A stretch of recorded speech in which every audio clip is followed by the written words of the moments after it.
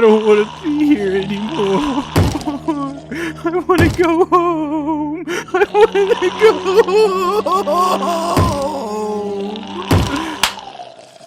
Snap out of it, Geno. Do it for her. Die, you filthy creatures. Die, die, die. What's up, everybody? Geno here, and I got a good one today. I've never been a big survivor horror guy, horror games in general, because they just stress me out. I've never beaten any Resident Evil games before, so I'm brand new to the series. So anyone out there typing in the comments section that I just have nostalgia bias, yeah, go ahead and stop that shit right now. Because this game is before my time, I've never played it, or the remake, anything like it. I'm as blind as you can be. Paging through the game's manual, we get to read up on STAR's Alpha Team, a special tactics unit for the Raccoon City Police Department. Members are player characters Chris Redfield and Jill Valentine, as well as Barry Burton, a former SWAT team member and a longtime partner of Chris, Brad Vickers, Alpha Team's pilot, Joseph Forrest, the vehicle specialist, and STAR's founder and leader of Alpha Team, Captain Wesker. Now, STAR Alpha Team's mission. After several reports of missing persons, unusual sightings of dog-like monsters, and the dead body of a woman hiker fished out of the river, mangled by what appears to be teeth marks from a grizzly or a wolf attack. After public outcry, the local police have barricaded the entrance to the mountain road and contacted STARS with their intel. STAR's Bravo Team arrived to join the mountainside search for more hikers. Bravo Team discovers a mansion. Their helicopter engine fails, and contact is lost between Bravo Team and STAR's base. Alpha Team's mission objectives are to investigate the Raccoon Forest area, locate the Bravo Team helicopter, locate and rescue Bravo Team members, and bring the situation under control. Further reading, we get to learn about the basic controls of the game, which are tank controls. People often complain about tank controls, but in this game, the limited movement works well towards the feel and vibe, and also, they're not clunky. You just need to get good or admit you've been filtered. Tank controls are more demanding of the player, but it only makes sense that truly great art will be more demanding for you to engage with its depth. A film with a deep narrative demands more out of an analysis from the viewer to engage with its depth, whereas something that's very surface level never demands much from the audience. So something with deep game design will demand more out of the player to engage with its depth that it has to offer. The metaphor that comes to mind is some games may be a mile wide, but only an inch deep. There might be plenty to run around and do, but there isn't much under the hood for the player to immerse themselves in. They might appear to be these big spectacles, but they're as shallow as can be. While other games can be an endless ocean, the depth of experience to me is what makes a game truly amazing. I don't care if your game has 1,000,001 Ubisoft towers, or hundreds of quirky collectibles, games like this couldn't drown an ant. What I'm after is challenge, engaging level design, exploration, problem solving, satisfying combat. I'm trying to explore the depth these games have to offer. Meanwhile, these fake gamers and slop tubers don't care about depth because their floaties keep them above water regardless. They only value the surface level a game has to offer because they have no interest in engaging the vast depths of truly great art. Continuing on, we can read about other features such as the storage containers. These are used to help with item management by juggling around your inventory or storing items you don't need at the moment. Also, we got ink ribbons. These are used to save the game, and it's a consumable item, meaning after usage, it's burnt up and you need to find a new one.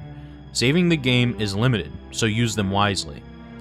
I've seen people say, well, this game was made for save states, and I was genuinely thunderstruck.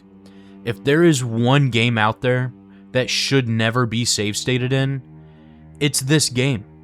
Part of the challenge of Resident Evil is the resource management. Healing is limited, ammo is limited, and yes, saving is limited. This is an intentional limitation of the game that the challenge of Resident Evil 1 is built around. Utilizing save states in this game just completely nullifies that aspect of the challenge. It's different from Tomb Raider, which I said save states there are fine, because the challenge in that game was platforming and problem solving the layout. The challenge here in a survival horror is surviving the horrors.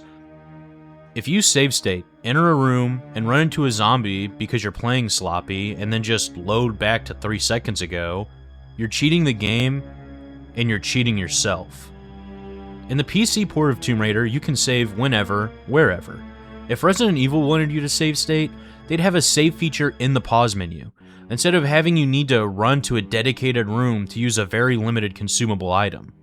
Perhaps this item is as limited as it is for a reason.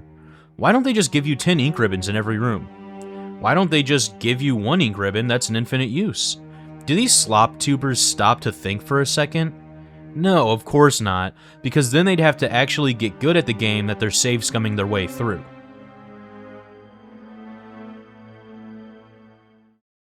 Resident Evil. Starting up the game, you get to choose between 2 campaigns, Chris Redfield and Jill Valentine. The main differences here are that Chris has more health, but at the cost of less inventory space. This trade-off is further emphasized since Jill, being the master of unlocking, gets a lockpick, whereas Chris will have to rely on more keys. Meaning his limited inventory space is going to require even more management due to having to carry around more key items. The two also run through the mansion in a slightly different order. As well, Chris will sometimes have 3 zombies in a corridor where Jill only had 2. So, I would say Chris is the definitive hard mode here, and well worth a playthrough, but perhaps it's best I'd stick with Jill first for beginners like myself.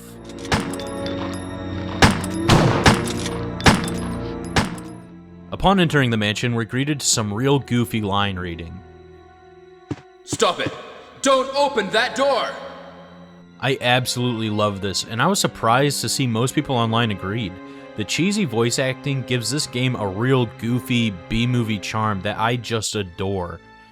I also love how you can feel this game was clearly inspired by a lot of classic horror films like Night of the Living Dead, of course. I'm a huge fan of all those old classic horror films. After hearing a gunshot, the gang splits up. Barry finds a pool of blood he's investigating in the dining hall, Jill runs off to find Chris, and Wesker fucks off to God knows where. Here we get an iconic scene and our first encounter with the undead. There's a lot of Geno this game has to offer.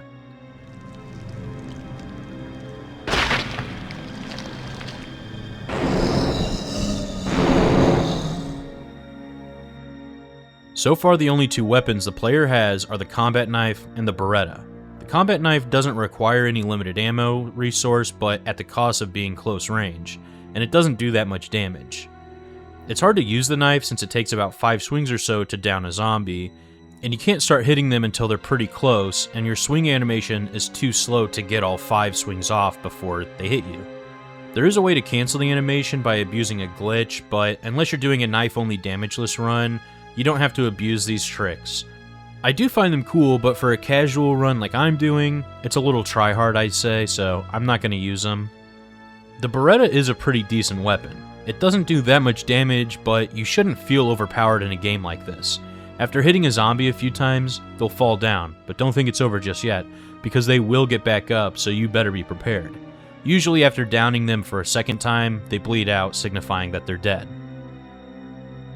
In order for Resident Evil 1 on the PlayStation to have these high-quality backgrounds in each environment, the devs utilized pre-rendered backgrounds, which look beautiful, but it might not look best from every angle. However, being a PS1 game, especially from 1996, there were no analog sticks on the controllers yet, so the workaround for the camera functions was to just not have any. Instead, each room has a few static camera angles, which pair best with the tank controls.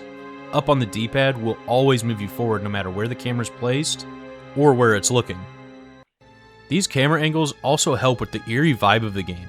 Having this be a first-person camera or over-the-shoulder, I just don't think it would live up to the same tone that this game captures. After the game's introduction is finished, we're off on our own to explore the mansion and uncover the truth of what's going on here. This is when I first put the game down the last time I tried playing it a few years back. Horror games stressed me out, and I was getting filtered by the tank controls. I could tell this game is cool, but I just wasn't ready to give it the time it deserves.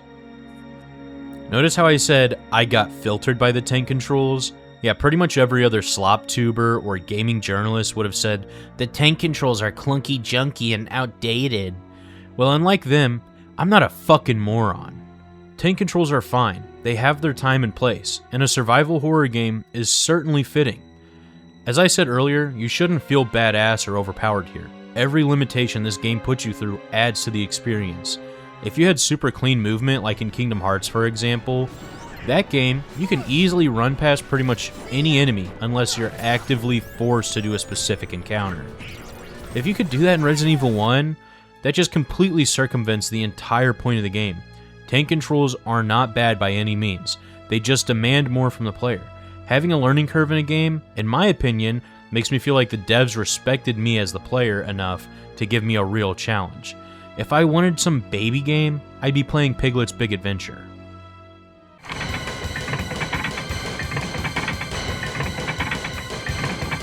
Hey, what's going on? Jill? Is that you, Jill? What happened? Barry, help me please. The door won't open. Quick! Stay away from the door, Jill. I'm gonna kick this door down. Hurry! This way!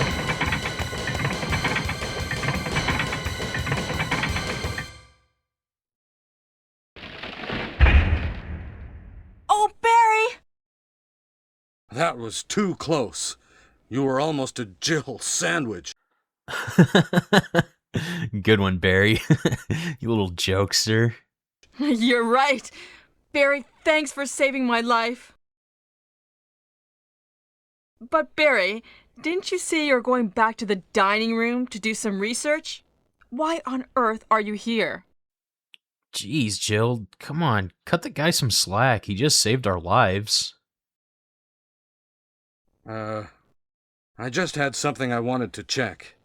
Now, let's get back to searching for the lost captain and Chris, shall we? Another thing people criticize this game for is saying it's not scary, and they cite their evidence being these corny cutscenes. Yeah, those aren't scary at all, but the gameplay certainly is. Instead of crutching on cheap jump scares, this game constantly delivers a tense and eerie vibe. Every time I get to a door, just before opening it, I stop and think, what's gonna be on the other side? What's gonna jump out at me? What's gonna kill me? When's my last save? How far back am I gonna have to go? If I could just easily juke every enemy with no effort, if I could circumvent the setbacks of having to die and load my save file by just spamming save states to never have to be punished for playing poorly, there would be no tension.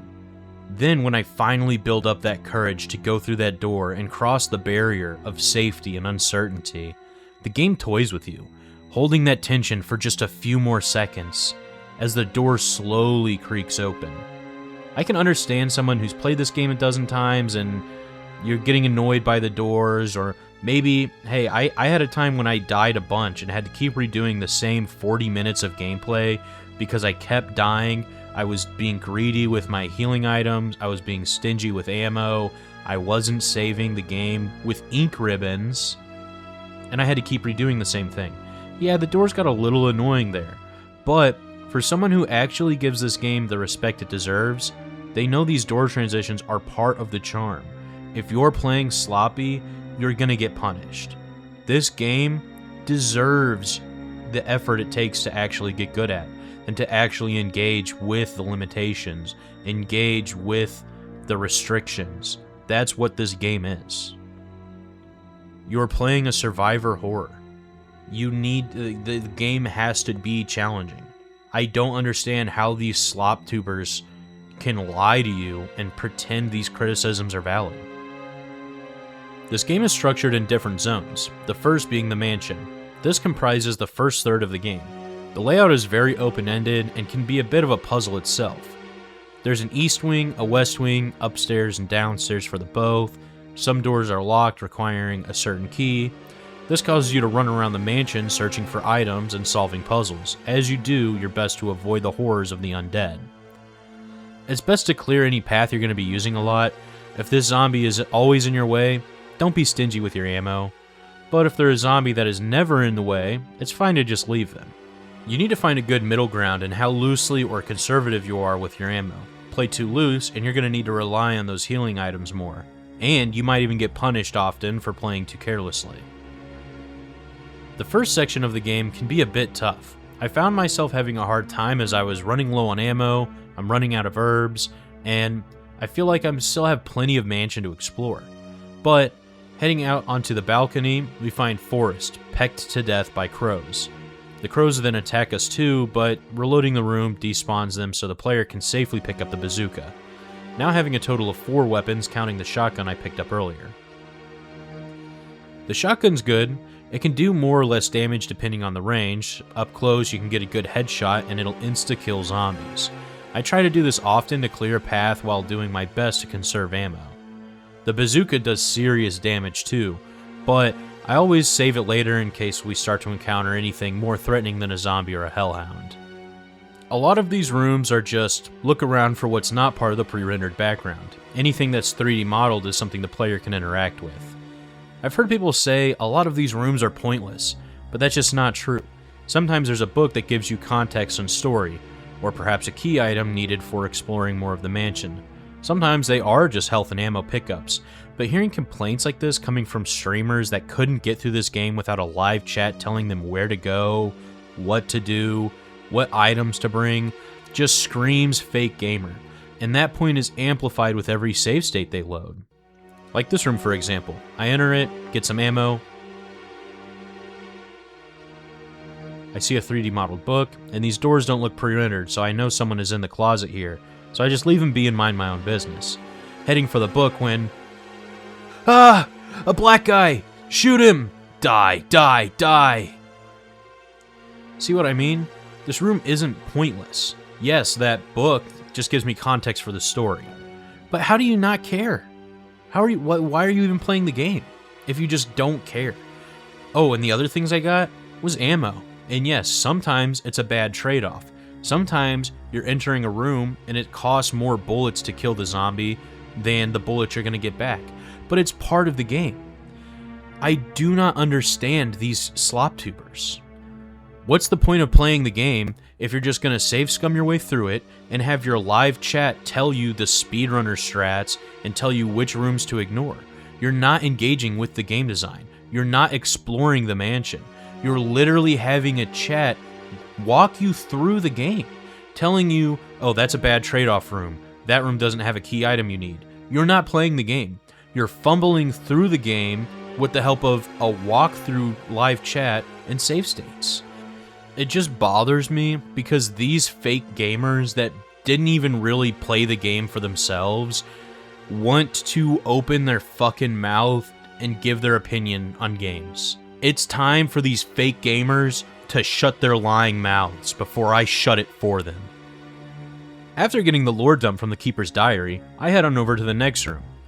Here we have this trollsome ass grabber plant growing out of the fountain, and he's really pissing me off, so I pour some poison in his tank. Yeah, take that, dickhead. Afterwards, we get the next key allowing the player to explore more of the mansion. Earlier I said the beginning of the game can be a bit overwhelming, but once you get to this point, you should have explored most of the mansion. That spatial awareness of where each room is and how to get around makes traversing the mansion much easier. We also get a good amount of ammo and herbs, making me feel more confident. And after exhausting a few keys, having a mental checklist starting to fill out feels like a huge breakthrough, and I really start to hit my stride with this game. After some more exploring and searching the mansion, I find my way to the Pillar Passage where we find Richard on the ground bleeding out from a snake bite. Oh, Jill, this house is dangerous. There are terrible demons. Ouch! You're wounded. What kind of demon attacked you? It was a huge snake and also poisonous. Ugh. He warns us of the poisonous snake that lies beyond the door.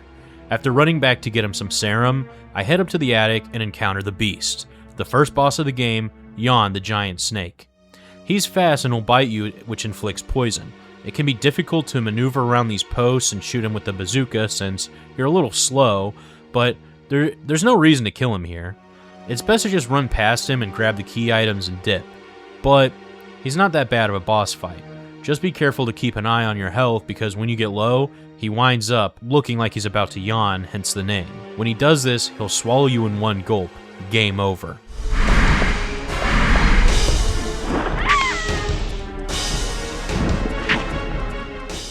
After leaving the yawn fight, if you're poisoned, you'll get this cutscene where you pass out and someone, I presume Barry, or maybe Wesker, comes to carry you back to a save room. And the music here is absolutely pure Geno.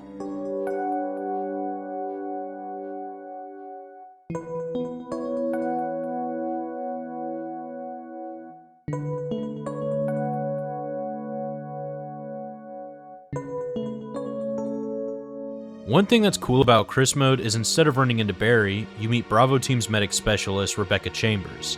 So during this scene in particular, instead of being carried back by Wesker or Barry in a fade-out cutscene, Rebecca comes to the rescue. The player takes over Rebecca with just a pistol and has to run back to the save room to grab the serum just like Jill did for Richard. I think it's neat getting to play as the secondary character. I think it would be even better if there was more threats during this run back, but I clear pretty much all the hallways I'm going to be using, so it would be cool if maybe it was repopulated with zombies. They could balance it by, this hallway has 2 zombies. If you clear it, Rebecca will run into at least 1 zombie here, so there's a little bit more gameplay than just running back. After defeating Jan, we obtained the final seal to unlock the courtyard, which leads us to the next area, the guardhouse. The guardhouse is much smaller and still a bit open like the mansion, but way scaled back. New enemies are introduced here, such as the giant enemy spiders. These things jump down from the ceiling and either charge at you or they'll spit acid. Searching through this area, the player can get more lore on the T-virus and how it affects everything from plants to animals. This is the virus we learned about in the Keeper's Diary that turned the lab technician into a monster. Continuing on, we learn about a water tank contaminated by a dangerous chemical in the basement that was broken, causing a major leakage. In one of the rooms, there's this pool table with 2 pool balls, a 3 and a 9 ball, with the pool sticks pointing like they're hands on a clock, I assume. I don't really know what this is for though. Maybe the devs are just trolling me a bit with this, and it's all for nothing. If you know what this is for, please feel free to let me know in the comments down below. And while you're at it, if you're liking this video, please feel free to like and subscribe. And now there's enemy bees. I think you can kill them, but the bees are already having enough hard time out here in the world, so I just let them alone.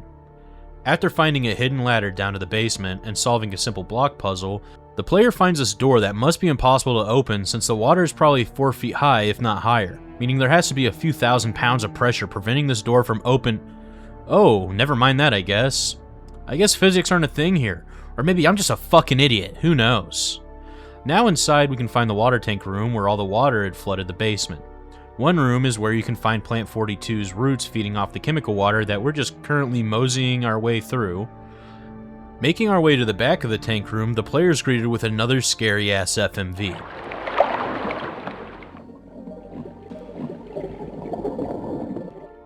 This shark must also be infected by the virus.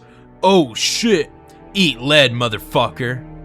Yeah, I hurried Jill's fat ass into the control room and find a huge lever and, wouldn't you know it, it drains the flooded basement.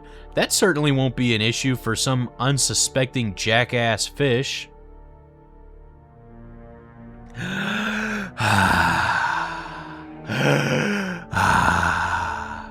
Man, I sure do love me some fresh air. Stupid fish. Should have learned to breathe air and not water, dumb fuck. Anyways, now the roots aren't able to feed off the chemical water, so that's probably good. Next, you can either confront the Plant 42 itself or create a chemical called V-Jolt to wither the roots, weakening the plant. If you play as Chris here, you don't have a choice. You go to fight the plant, then switch off to Rebecca again to create the V-Jolt. Either way, this boss fight is pretty easy, but even more so on Jill mode. Just hit him with the bazooka a few times, flame rounds are the best for this flowery bastard, and on Chris mode, just hit him with the shotgun, it's light work. After leaving with a new key, the player runs into Wesker for the first time since the beginning of the game. Jill, so you're safe. That's what I was going to say. Where on earth have you been? Wesker, where on earth have you been? He urges the player to head back to the mansion and search the remaining rooms. Sounds like a walk in the park. The mansion is mostly cleared out, and I'm pretty used to the zombies and hellhounds. Even the giant enemy spiders are pretty non-threatening.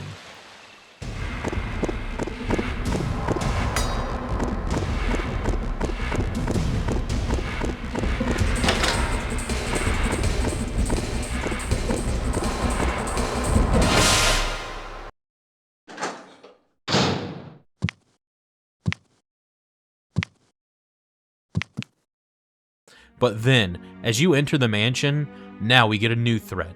These hunchback gremlin little bastards.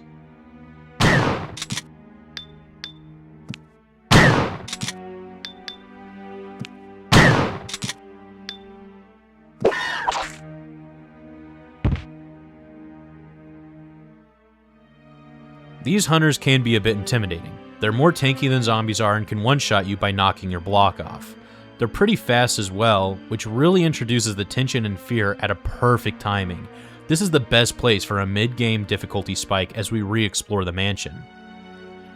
The first room I enter is the study, where we re-encounter our pet snake, Jan.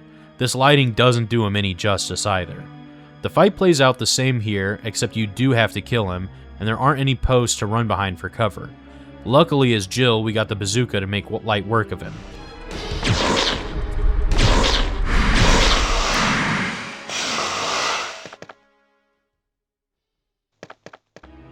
Afterwards, Barry helps us down in the basement with a rope, but accidentally drops it, promising he'll return to help us out. Depending on if you wait for Barry to return or not, locks you out of a certain ending cutscene. Now we get to head into the basement, which opens up a new area in the west wing.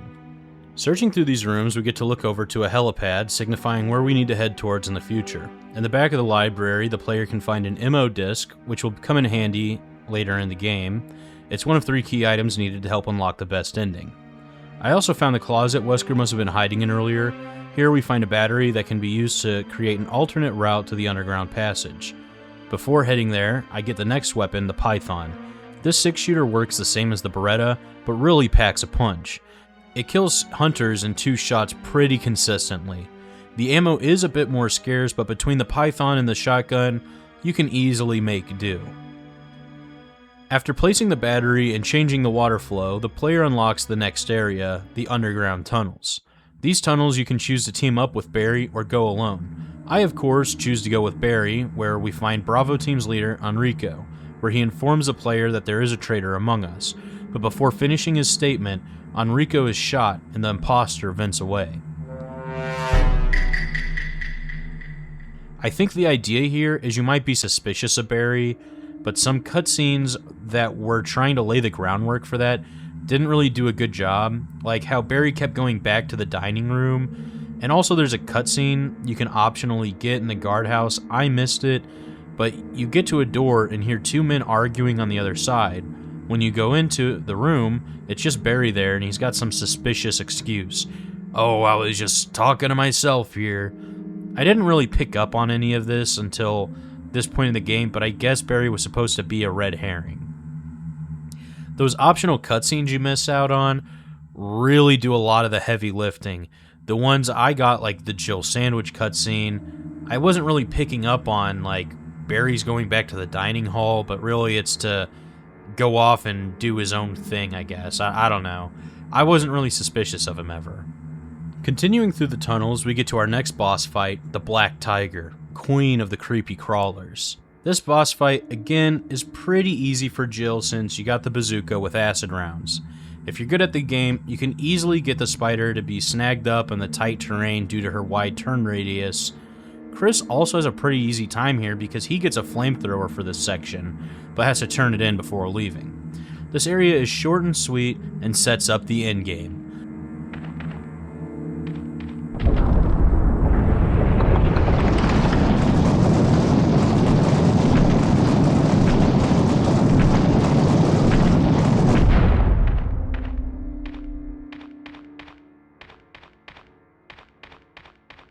Before leaving, there is one last thing to grab, however. That is the second MO disc. After placing the eagle and wolf emblems, we open up the final area of the game, the secret lab. Every area held its own eerie vibe and tension, but as you enter the lab, that music kicks in, and the same tension and tone isn't lost for a beat.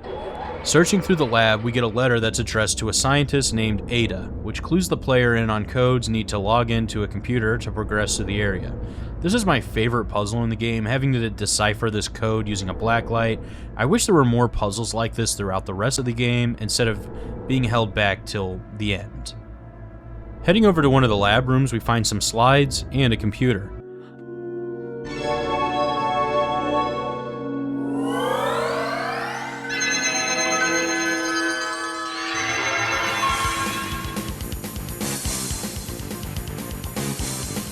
Oh shit. Hell yeah, let's play some fucking Doom. Die, you dirty pinkers.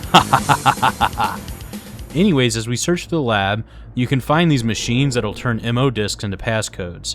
These are used to unlock the jail area of the lab where we can speak to Chris, or alternatively Jill, depending on which of the two you're playing as.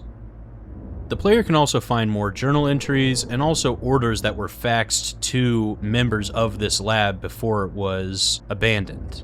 Members of this lab were ordered to immediately end operations and destroy the lab, making it appear to be an accident, as at the time, STAR's Bravo team was arriving earlier to the scene than they had expected.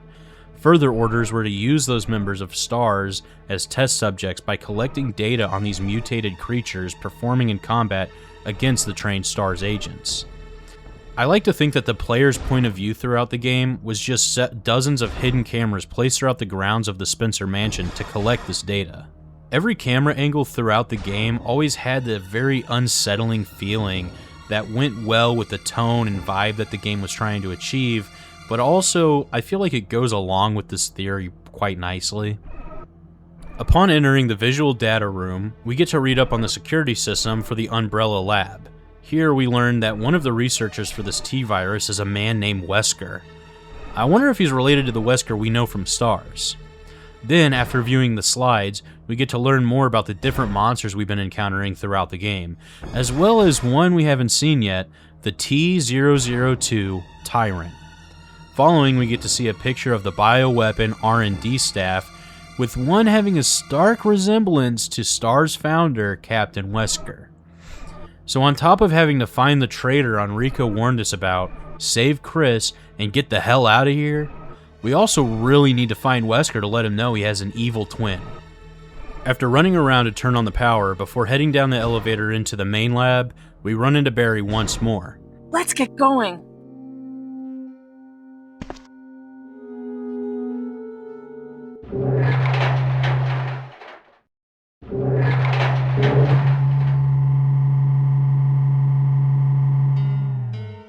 Heading down together, we find our good pal Wesker. Well, as we all expected all along, Wesker was the man behind the mansion, pulling strings like a puppeteer, and he had Barry dancing for him all along under the threat of harming Barry's family. So, that's kind of a dick move.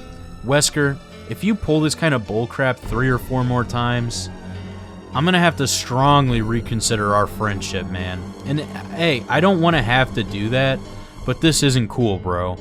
I'd like to say I'm not mad, just disappointed, but you killed Enrico, man.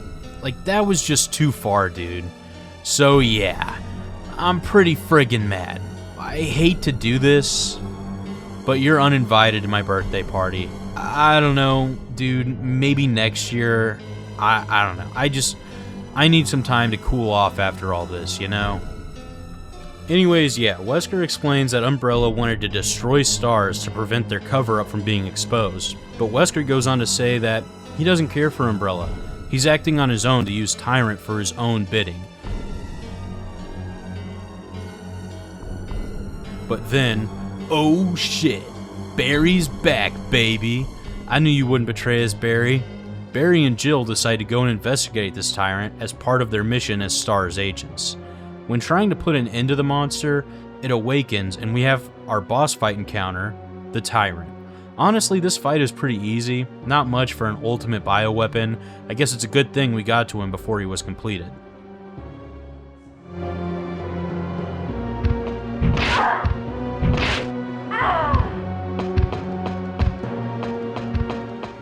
After defeating Tyrant and waking Barry up, Wesker's disappeared and the emergency alarms go off.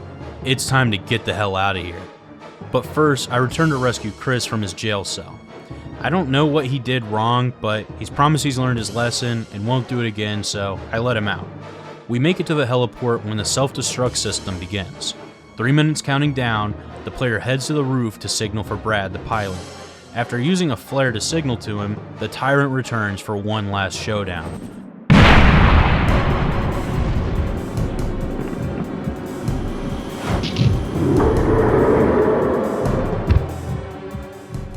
This fight is pretty badass. The tyrant will run and lunge at you, swinging with his crab claw, but all you have to do is survive the 3-minute countdown until Brad drops the rocket launcher for you to finish off the tyrant and escape with only seconds to spare. Jill! Kill that monster! You're our Amazon, Jill!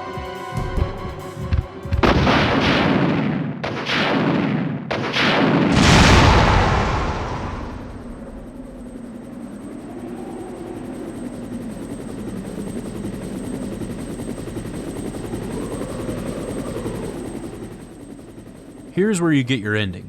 If you trusted Barry and rescued Chris, you get the best ending where the three of you escape together. After beating the game, you get a reward for New Game Plus. It's a key that unlocks the wardrobe inside the mansion for an alternate costume. A pretty nice reward. I'd like to see a port of this game come out that has every costume across every version of the game here, and also include the battle mode from the Saturn port, please. Now that it's all said and done, is everyone right about this game?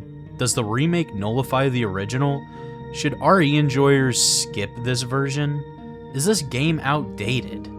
Absolutely not. The concept of games becoming outdated is just a marketing ploy to sell remakes or remasters or next-gen hardware and software. Oh, you bought Resident Evil 1 in 1996? Well, that's outdated because now you need the 97 director's cut. But, ooh, that's outdated now because we got the 98 DualShock version. But hey, come 2002, now you need to buy the remake, and you might as well buy a second copy in case the first one expires. Then, ooh, now you gotta buy the HD remaster. Hey, better buy it fast because in a few years, that's gonna be outdated, worthless trash. Because then we'll have the Deluxe Ultra Remaster, now in 8K at an inconsistent 43 frames per second. You wasted your entire life playing that stupid, outdated version, because now you need the new one. Or perhaps the original was always good. Resident Evil 1 was amazing in 1996, and here we are 30 years later, and it's still an amazing game. People in the 1500s thought the Mona Lisa was a work of art, but new paintings have come out since. I mean, now we have machines that create pictures. You don't need to paint someone smiling. You can just take an exact picture of it. And even now we can tell our smartphones to generate a picture of a person smiling. So, is the Mona Lisa outdated? No, of course not. That work of art can still offer an experience today that is unique of itself. The same goes with RE1. The experience of RE1 as is valuable. A remake would not capture the original experience even if they remade every part of the game. The remake that already exists, I'm sure is awesome. But even if it is better, it doesn't replace the original. They both deserve to exist. And if you're a true RE fan, wouldn't you want to play both to see what the original was like? I don't understand from these people that say they love the series, but then skip the original ones that laid the groundwork. I don't get it. Another thing, every time people say a game was good for its time, it's like they're patting the game on the back as they wheel it into the retirement home. Resident Evil 1 on the PlayStation is an absolutely amazing game. I'm obsessed with it. I've already replayed it multiple times. Immediately after beating it, it shot straight into my top 10, and I can't wait to get around to more games in this series. I'm so hyped for RE2 and 3. If you like classic PC and PlayStation games, I'm certainly going to be doing more, so make sure you like and subscribe to see more content like this. If you love Resident Evil 1, comment down below which version is your favorite. And if you don't like Resident Evil 1, then fuck you.